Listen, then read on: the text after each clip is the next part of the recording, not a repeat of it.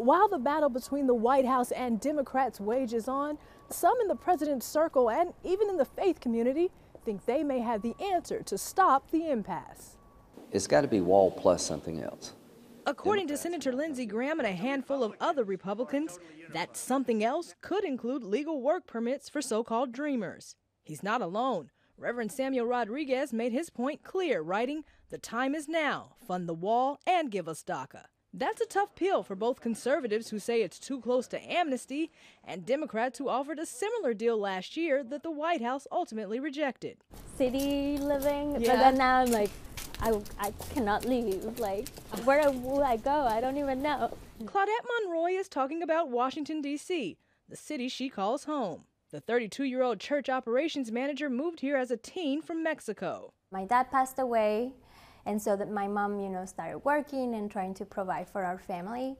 I ended up having to drop out of school in 5th grade to be able to stay home with my little sister. Her road to opportunity hit a wall when she learned her true legal status years later. The Department of Homeland Security is taking steps to lift the shadow of deportation from these young people. Then President Obama opened a door for people like her to legally live and work here. I had this amazing thing for a few years of my life, and then it can just be taken away. Why haven't you pursued your citizenship?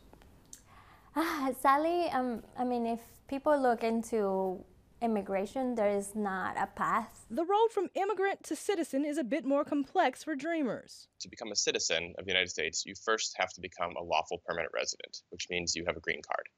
And there's particular ways that someone might be eligible to apply for a green card: through a family sponsor, through an employer sponsor, usually if you're very highly educated, if you are granted refugee status, having fled persecution. Most people who we now consider dreamers never fit into one of those categories. Monroe knows she's a success story, an illegal immigrant with a college degree and a job she loves. She credits Christians for helping her along the way. I've been hearing a lot about in the news or in social media that people talk about the people and the families, especially the mothers that are trying to come into the U.S. right now, have low literacy levels and don't have skills.